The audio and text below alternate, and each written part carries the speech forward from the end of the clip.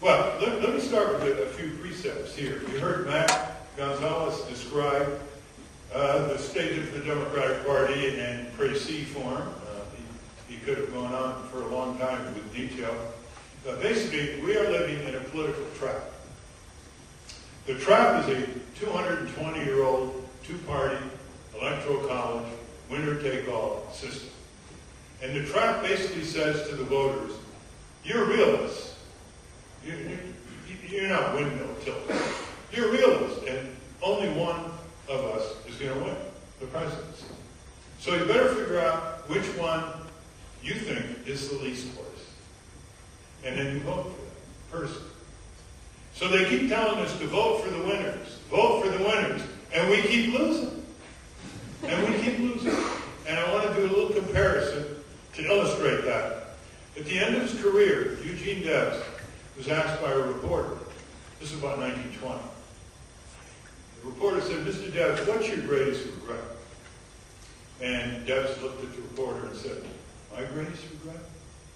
Here's my greatest regret. My greatest regret is that under our Constitution, the American people can have almost anything they want. But it just seems like they don't want much of anything at all. That's what the absence of high expectations, that's what the fundamentalist market ideology leads to, like we're all on our own. That's what the two-party duopoly, restricting choice of a multi-party system.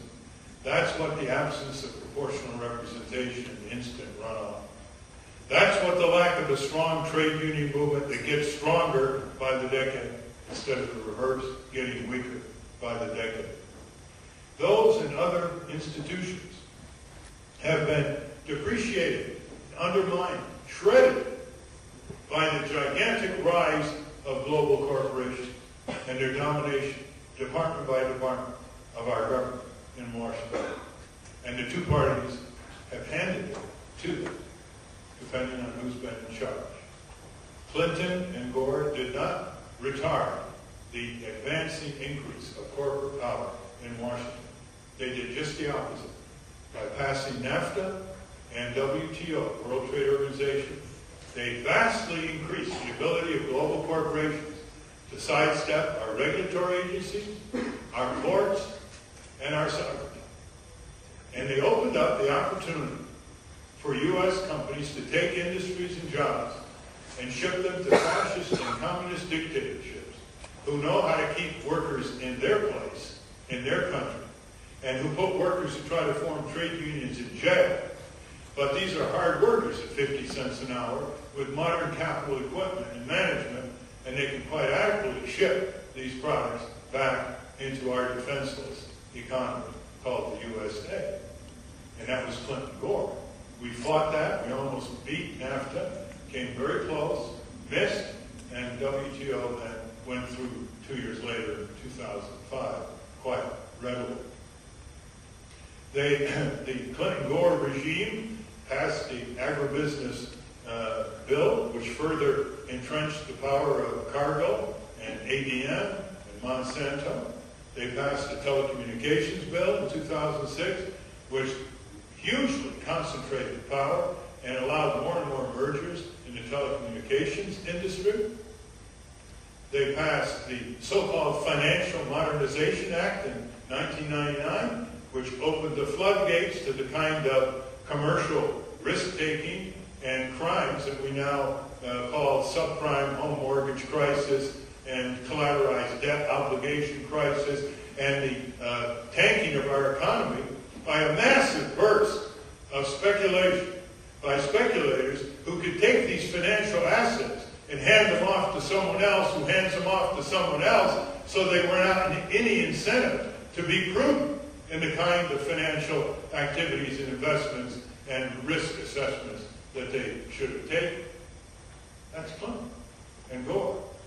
Now, Clinton and Gore decided that Saddam Hussein had to be toppled. They passed a resolution in the Congress saying that.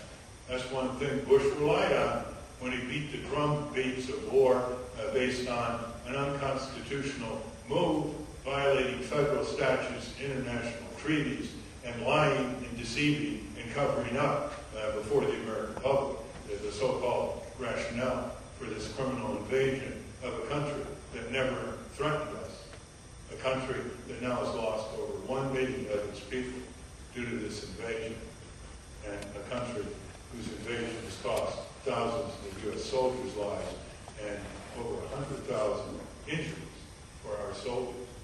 What did these soldiers die for? They didn't die for their country.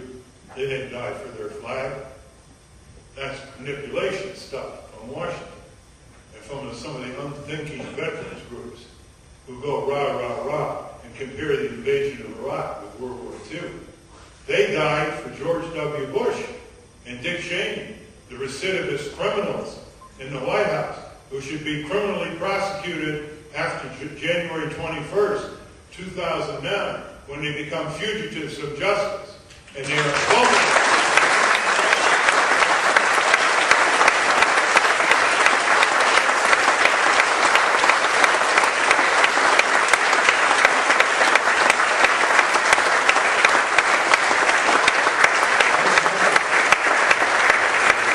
I remember Al Gore, who's a different Al Gore now. I mean, he's performing useful things. I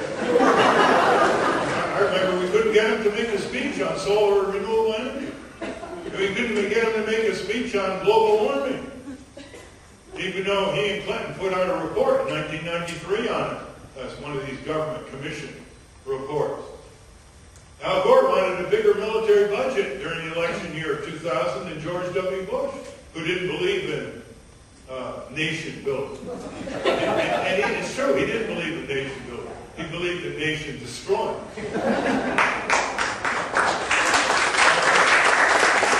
Al Gore and Bill Clinton pushed those devastating economic sanctions on Iraq, which crippled the hopes of life and took 500,000 children's lives in Iraq, because the embargo on critical materials, from small child catheters to chlorine to purify the drinking water.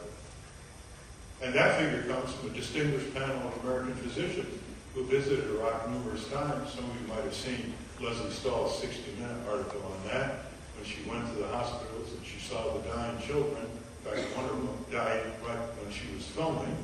And she came back and interviewed Madeleine Albright, the Secretary of State, and she asked Secretary Albright, "Is this worth it?" And she said, "Yes." Well, that didn't bother Saddam Hussein. He had his meals. He had his medicine. He had his health care. That was an international crime. So when we talk about George W. Bush and his dictatorial regime and his criminal activities, we should not forget what the precursors were. We should not exonerate the Clinton-Gore administration. They were very powerful.